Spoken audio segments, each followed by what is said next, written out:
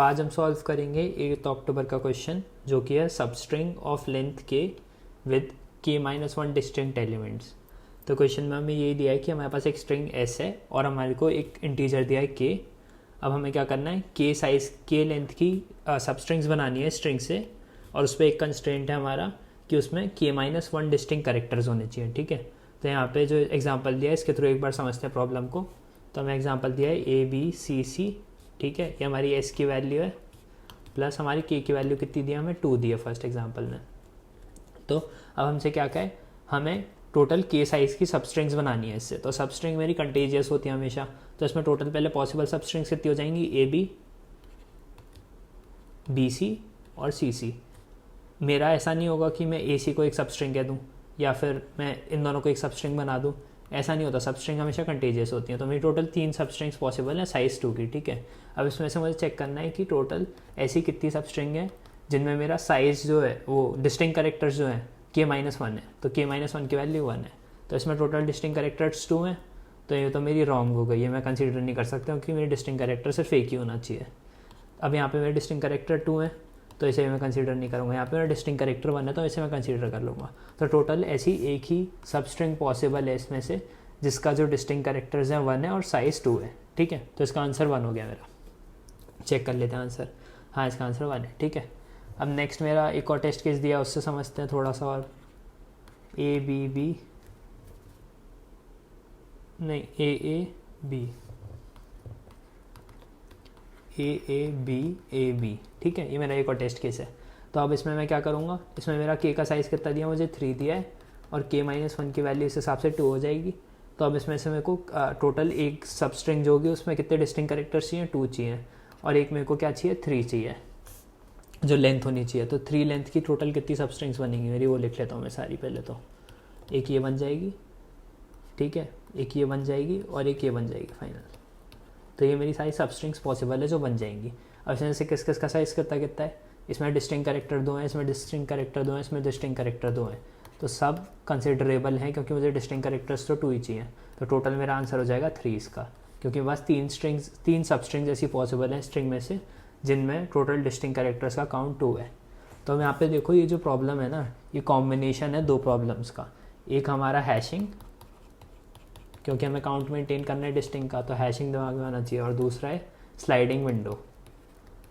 ठीक है, sliding window थोड़ा फैंसी नाम देते हैं बस पॉइंटर अप्रोच को, पॉइंटर को मूव करते जाएंगे जिससे कि हमारा स्ट्रिंग का लेंथ हमेशा k मेंटेन्ड रहे। तो 2 चीज़ें करनी है, एक तो हमें डिस्टिंक्ट का काउंट रखना है और एक अपना स्ट्रिंग का हमेशा जो लेंथ रखनी है वो कितनी रखनी है, k के इक्वल रखनी है। ये 2 कंस्ट्रेंट्स अगर हम पार्स कर लेते हैं तो फिर हम अपना प्रॉब्लम का सोल्यूशन निकाल लेंगे।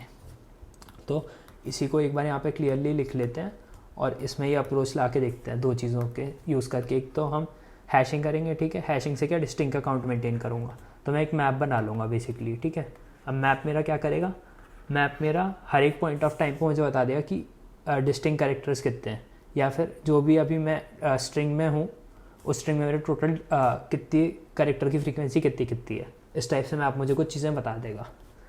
और जो दूसरी चीज़ है मेरी, एक मेरा पॉइंटर रहेगा जो हमेशा मेरा k लेंथ की स्ट्रिंग को मेंटेन करेगा।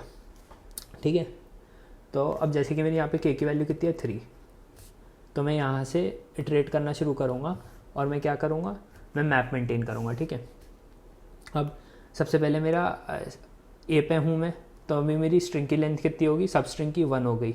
ठीक है, जब मैं इस पे आऊँगा और फिर मैं इसे मैप में ऐड कर दूँगा, जब मैं फर्स्ट पे आऊँगा तो मैं फर्स्ट पे हूँ, मैंने a की फ्रीक्वेंसी अपडेट कर दी 1। अब मैं दूसरे कैरेक्टर पे आया तो मैंने a की फ्रीक्वेंसी अपडेट कर दी 2, प्लस मैं एक पॉइंटर मेंटेन करूँगा स्टार्टिंग में बिल्कुल ये s। ठीक है, अब इसको मैं अपडेट नहीं कर रहा हूँ, मैं एज इट इज़ रख रहा हूँ, बस मैं i को मूव करते जा रहा हूँ आगे। फिर अब मैं b पे आ गया। ठीक है, अब b पे आया तो फिर अब मेरी फ्रीक्वेंसी कितनी हो गई, b की 1। तो अब मेरा मैप कुछ ऐसा दिख रहा है एंड में, अभी जितना भी हमने करा है उसके थ्रू जब हम यहाँ तक पहुँच गए।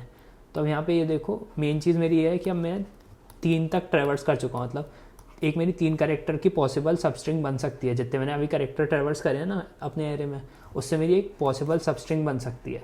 तो जब भी मेरी ऐसी कंडीशन आई कि मैं एक पॉसिबल सबस्ट्रिंग बना सकता हूँ, तो मैं क्या करूँगा, उस पॉइंट पे मैं रुकूंगा और कंडीशन चेक करूँगा क्या ये मेरी डिज़ायर्ड सबस्ट्रिंग बन सकती है।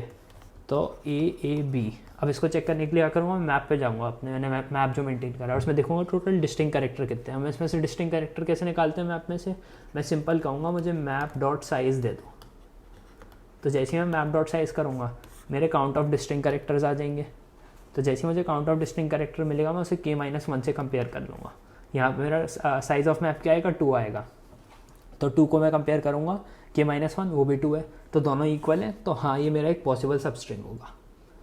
जब तो मैं इसे मार्क कर लूँगा, काउंट में अपना प्लस प्लस कर दूँगा, ठीक है। फिर अब नेक्स्ट स्टेप में मुझे क्या करना है, नेक्स्ट पॉसिबल स्ट्रिंग क्या होगी मेरी, ये वाली होगी। तो अब मैं ये वाली स्ट्रिंग कैसे बनाऊँगा, अब यहाँ पे मेरा एस वाला वेरिएबल काम आएगा। एस वाला वेरिएबल कैसे काम आएगा, मैं इस वाले स्टेप में क्या करूँगा, जब मेरा एक बार K कंप्लीट हो चुका है तो मैं S की वैल्यू प्लस प्लस कर दूँगा, ठीक है। तो अब मेरा S जो स्टार्टिंग में पॉइंट कर रहा था, जब मेरा एक स्ट्रिंग बनी तो मैंने उसकी वैल्यू बढ़ा दी प्लस प्लस करके, ठीक है। तो अब S मेरा यहाँ पे पॉइंट कर रहा होगा। और फिर मैं आगे जाऊँगा मैप में, फिर आगे गया मैप में तो मेरी एक और अब पॉसिबल स्ट्रिंग यहाँ पे बन गई, दूसरी पॉसिबल स्ट्रिंग बन गई, ठीक है। और मैंने प्लस जो भी काउंट्स में चेंजेस होने थे मैंने वो चेंजेस कर दिया। जैसे कि मैंने S वाला जो मैंने अभी जब पॉइंटर मूव करा तो मैंने इसका काउंट भी माइनस माइनस करा, एक अकाउंट, ठीक है। तो एक अकाउंट माइनस माइनस करूँगा तो 2 से यहाँ पे 1 हो जाएगी इसकी वैल्यू। फिर मैं अब स्ट्रिंग में जैसे आगे बढ़ूँगा तो A की वैल्यू फिर से प्लस प्लस हो जाएगी। तो A है क्योंकि नेक्स्ट भी मेरा, तो यहाँ पे फिर से 2 हो गई A की वैल्यू। अभी मेरी नेक्स्ट पॉसिबल स्ट्रिंग बन गई, ठीक है। अब जो नेक्स्ट पॉसिबल स्ट्रिंग बनी है मैं इसे चेक करूँगा कि इसमें टोटल मेरा मैप का साइज़ क्या है। अब भी 2 ही है और मुझे 2 ही चाहिए, तो मैं काउंट प्लस प्लस कर दूँगा। मेरे 2 पॉसिबल स्ट्रिंग मिल चुकी है मतलब मुझे, ठीक है। अब इस केस पे आने पे मैं क्या करता हूँ, मैं फिर से S माइनस माइनस करूँगा। S को मैंने मैप में से माइनस माइनस करा और फिर मैं क्या करा, S को मूव कर दिया यहाँ पे अब, ठीक है। S को मैंने वहाँ से यहाँ पे मूव कर दिया और फिर मैं एक आगे गया, I को एक आगे ले गया। अब मेरा फिर से स्ट्रिंग का लेंथ K है यहाँ पे, यहाँ से यहाँ तक की स्ट्रिंग जो है। तो मैं क्या करूँगा, मैं फिर से चेक करूँगा अपना I को, हाँ अब पहले I को प्लस प्लस करेंगे जब मैप में आगे बढ़े। तो I को प्लस प्लस करा और फिर मैं चेक करा कि इस मैप का साइज़ कितना है। मैप का साइज़ अब भी 2 ही है, तो मेरा एक और वो बढ़ जाएगा और ये टोटल 3 हो जाएंगे। तो ऐसे मेरा कुछ ये एल्गोरिथम पूरा काम करेगा हैशिंग और स्लाइडिंग विंडो की मदद से। स्लाइडिंग विंडो का अप्रोच क्या है कि हम एक एक कैरेक्टर आगे बढ़ाते जाएंगे मेरी के की लेंथ को मेंटेन करने के लिए, तो सारी सबस्ट्रिंग कॉम्बिनेशन मिल जाए मुझे। और मैप को कैसे यूज़ करा, काउंट के लिए यूज़ कर लिया हमने मैप को, जितने भी डिस्टिंक्ट कैरेक्टर्स का काउंट है वो मैप से मिलता रहेगा हर एक पॉइंट ऑफ टाइम पे। तो इसका कोड इम्प्लीमेंटेशन देख लेते हैं, कोड इम्प्लीमेंटेशन कैसे होगा। कोड इम्प्लीमेंटेशन में हमने यहाँ पे एक काउंट का वेरिएबल ले लिया है और एक हमने S ले लिया है जो हमारा पॉइंटर है, स्टार्टिंग में पॉइंट करता रहेगा और आगे बढ़ता रहेगा, ठीक है। और एक मैप बना लिया अनऑर्डर्ड मैप। अनऑर्डर्ड मैप इसलिए बनाया है क्योंकि हैशिंग का यूज़ करेगा तो फिर O(1) में हमें रिजल्ट मिलेगा। फिर मैंने यहाँ पे लूप स्टार्ट करा और मैप की वैल्यू प्लस प्लस करते जा रहा हूँ हर एक स्ट्रिंग के आइटम के लिए, ठीक है। तो मैप की वहाँ पे काउंट बढ़ती जाएगी। फिर अगर जैसे ही मेरा मैप का जो काउंट, मतलब मेरा जो स्ट्रिंग अभी मैं ट्रेवर्स कर रहा हूँ उसमें I की जो वैल्यू है वो K या K से ज़्यादा हो जाएगी, तब मैं क्या चाहता हूँ, तब मैं हर स्टेप पे चेक करना चाहता हूँ कि मेरी जो पॉसिबल स्ट्रिंग बन रही है वो क्या मेरी कंसिडरेबल स्ट्रिंग है।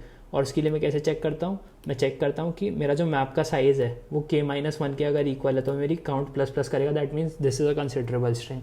और एक बार मैंने ये चीज़ चेक कर ली तो नेक्स्ट स्टेप मेरा क्या रहता है, मैं अब जो मेरा लास्ट कैरेक्टर था स्ट्रिंग का, दैट मीन्स अगर मेरा कुछ ऐसी स्ट्रिंग थी और मैं यहाँ तक ट्रैवर्स कर चुका था, अब मैं क्या चाहता हूँ, मैं लास्ट वाला कैरेक्टर हटा देना चाहता हूँ और ये वाला कैरेक्टर ऐड कर देना चाहता हूँ। तो लास्ट वाले कैरेक्टर को हटाने के लिए क्या मैं S पॉइंटर मेंटेन कर रहा हूँ, तो मैं map of str of S को माइनस माइनस कर दूंगा जिससे मेरा लास्ट कैरेक्टर हट जाएगा, ठीक है। लास्ट कैरेक्टर हटेगा और फिर मैं S को प्लस प्लस कर दूंगा। S को प्लस प्लस करते ही यहाँ से यहाँ पे आ जाएगा मेरा, ठीक है। और फिर नेक्स्ट इटरेशन में मेरी ये वाली वैल्यू I की जो यहाँ पे आ जाएगी और मैप में वो ऐड कर देगा उसको दोबारा से, अब इस पॉइंट को। फिर अब मेरी K की वैल्यू ज़्यादा है, मतलब I की वैल्यू K से ज़्यादा है, तो ये यहाँ पे इस नई स्ट्रिंग को चेक कर लेगा। तो ये ऐसे इटरेटिवली चलता रहेगा और पूरी एक स्ट्रिंग में मेरा टोटल काउंट दे देगा कि भैया ऐसे कितने सब स्ट्रिंग बन रहे हैं जिनका मेरा जो काउंट है वो डिस्टिंक्ट एलिमेंट्स का ज़्यादा है, किससे, K-1 से। तो इसका यही लॉजिक था। मैं एक बार रन करके दिखा देता हूँ।